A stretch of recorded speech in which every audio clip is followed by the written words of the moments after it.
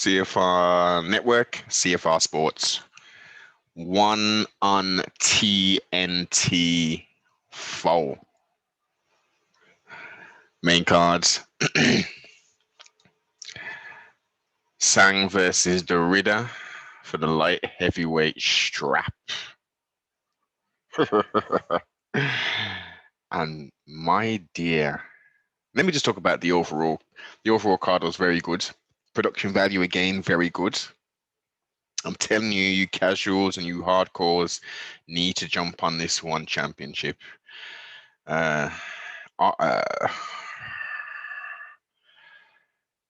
He's doing some major things, man. He is doing some major things. The lightweight main event is a rematch. Let's go to it. Aung La N Sang, who now is the former light heavyweight champion, was defeated by RDR, Reinier de Ridder, if that's the right pronunciation. And his previous loss, Aung La N Sang, was to RDR, who took his middleweight strap. And as there was talking about on the commentators booth, my man's evil. You know, he's took his middleweight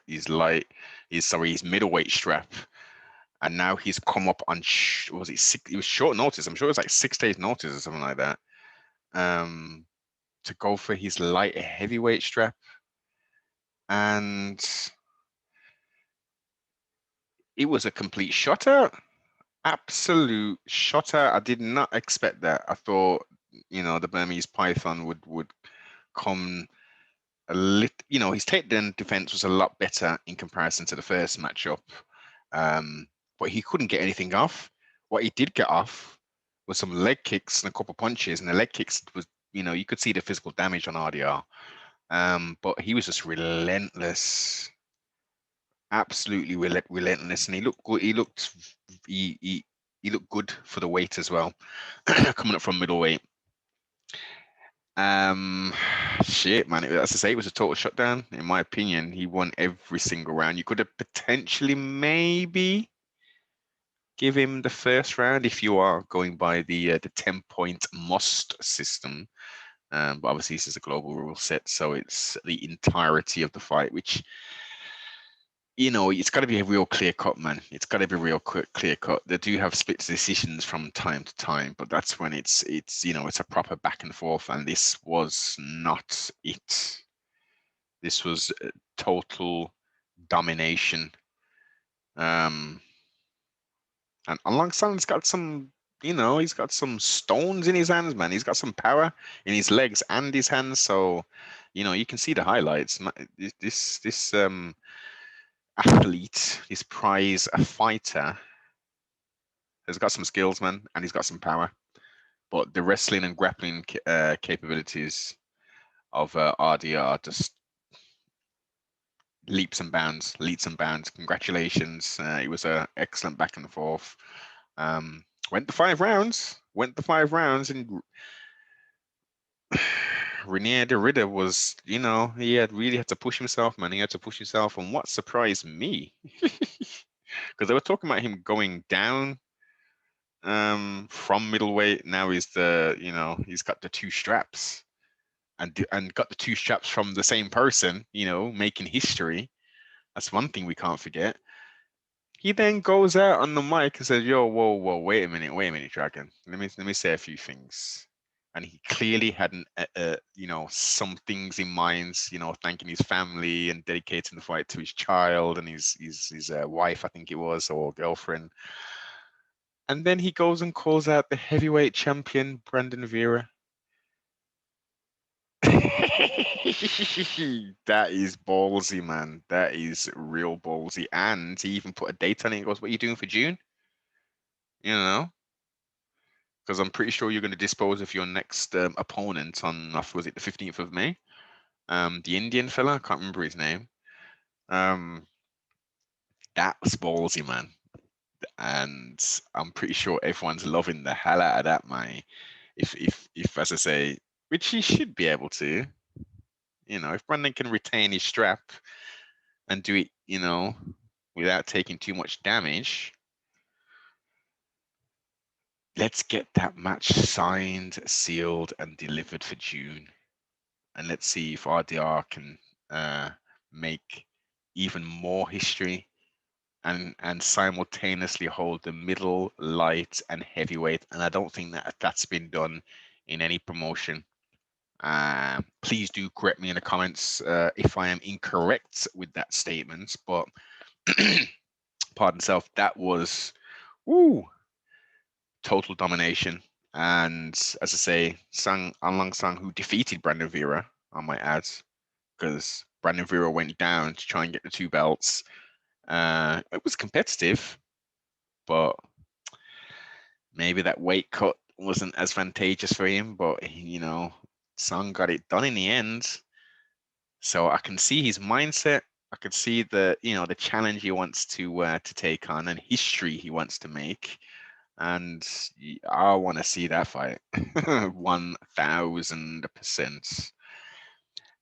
Moving on to the co-main, the Underground King, Eddie Alvarez, who had a very quick turnaround.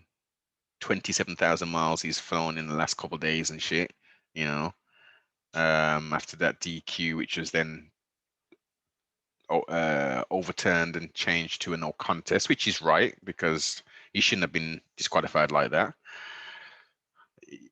As it's been brought out, it should have been a yellow card if he had made an infraction like that, and the position would have been taken away, and then they would have continued. And if it happened again, then he would have got the red card. So I'm glad it was turned into a no contest. Looking how that fight was going, Eddie was definitely winning that there, without a doubt. And then Rae Yoon, who looked, as I've mentioned, he looked excellent. His takedown defense, I haven't seen anybody with.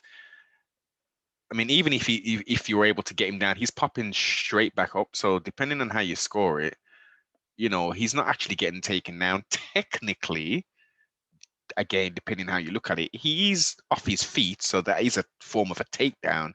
But he's straight back up. Eddie had some problem. He couldn't hold him down at all. Eddie was very wrestle heavy. There was some striking. First round, Rae Yoon gave it to Eddie and put him on queer streets. And I've heard other people say that he's lucky you had the referee Suleiman in there, who's quite who's very, very proficient, I would say, because other refs would have stopped it earlier. But I would say yes and no, because Eddie was actually talking to the ref at the time after he got knocked down, and Mayu was following up with the blows. Eddie was kept on saying, "Yo, I'm fine. Don't worry about it. Don't stop the thing. Don't stop the thing." And he was defending himself. He looked out of it, but he was communicating to the referee that he's okay. Don't worry about it. This is just how I get down. So first round 10-8 because he got that knockdown, that flash knockdown. The next 2 rounds were competitive. Wasn't dominance from Rae Yoon. It was a lot more of a back and forth. But as everyone is saying on social media, Eddie definitely won the latter 2 rounds. But that's not how it's scored, unfortunately. It's not a 10-point must system. It's judged on the overall fight. And I think that's where that's how Eddie obviously lost the fight, which is it was unfortunate, but it was one hell of a fight, and I think most definitely that was one of the fights of the nights, without a doubt. What's next for Eddie? I'm not too sure. Not too many people know about this Rae Yoon at all, and to have but this again highlights the thing, man. There's a whole heap of people in multiple different promotions, whether the PFL, I'm not even going to mention UFC because that's the quote unquote creme de la creme. Your PFLs, your Bellators, your One Championships, your LFAs, your Road FCs. There's a plethora of fighters who are very, very high level, but we just don't know about them. You're not exposed to that promotion, and this shows you here. Now, the problem is Eddie is very marketable, and he's getting paid a lot of money, and he wants to break in, obviously, into the top 5 and challenge Christian Lee. He needs to get a couple more wins, man, because this is three losses, 3 or 4 losses now.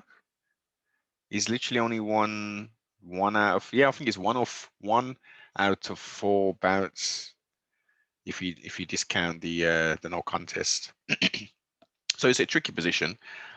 Eddie's still got some life in him. He's not the youngest fighter, but very entertaining, man. Very entertaining fight. Christian Lee's got his hands full. If I think that's the fight to make next, really. Yeah, I think that's potentially the fight to make. Rae Yoon, Christian Lee, that will be good. Now he did get gassed. If you didn't watch it, Rae Yoon did get gassed the fuck out, man. After that first round, he was gassed because he was trying to put him away. He emptied a le tank, as they say. But outside of that, man, he was still stuffing takedowns and stuff. He got wobbled major at the end as well. Let's not forget that part. But ultimately, unanimous decision, winner. The heavyweights. Now, let's go back to the start of the broadcast, because for the main cards, they were all saying this shit. The main card, it's not going to go past the first round for any of them. And yeah, we went 5 rounds for the main. We went 3 rounds for the heavyweights.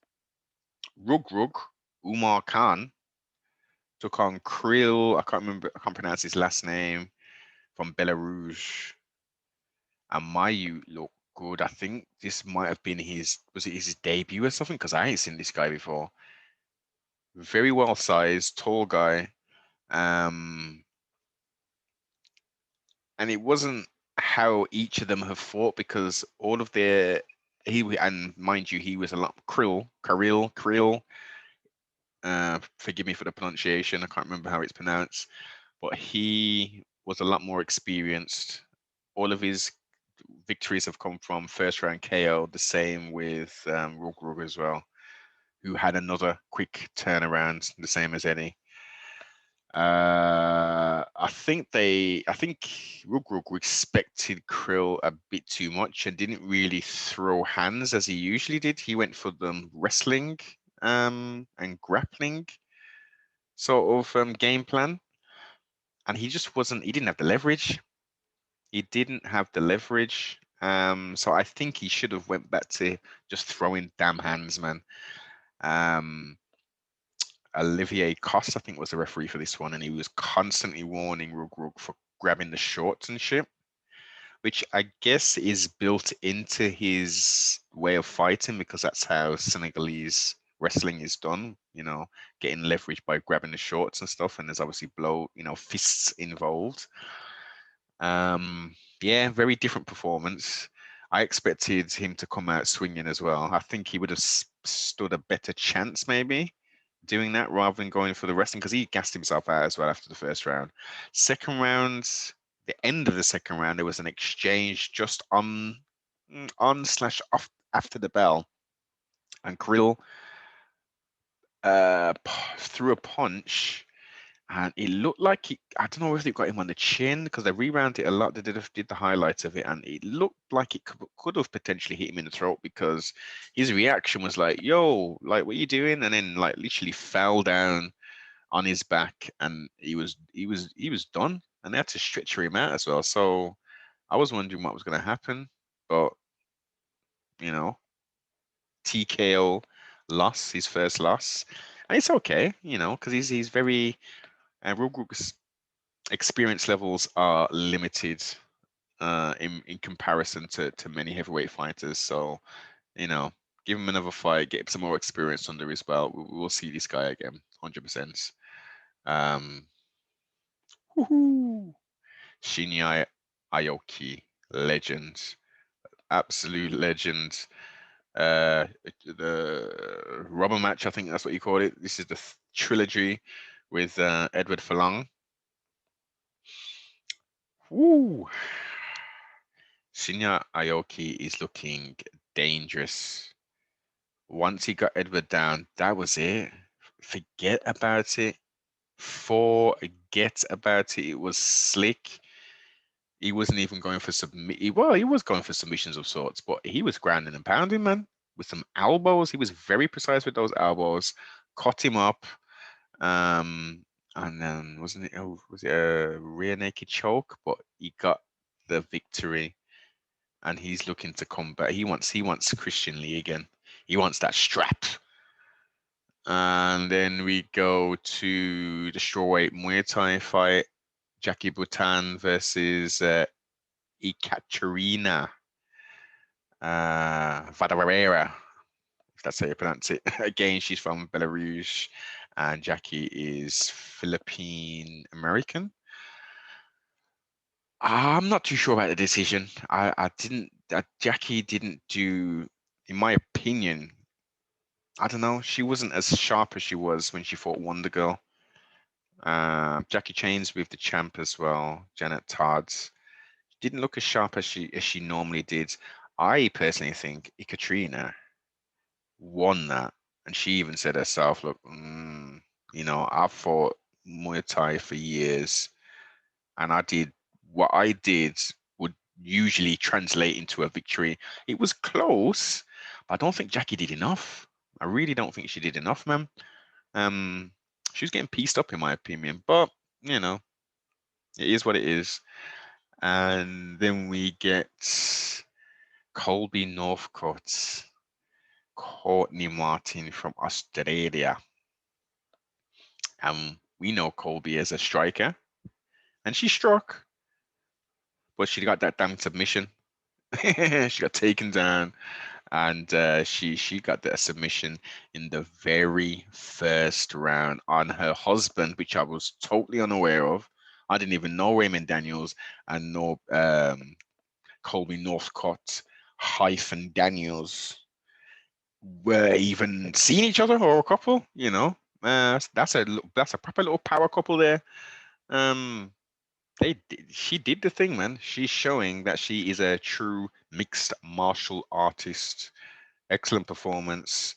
Um, slowly build her career up. She doesn't need to jump into, anything too quick. Give her another couple fights, and let's see where she goes from there. Make sure you comment, like, subscribe, and most definitely share.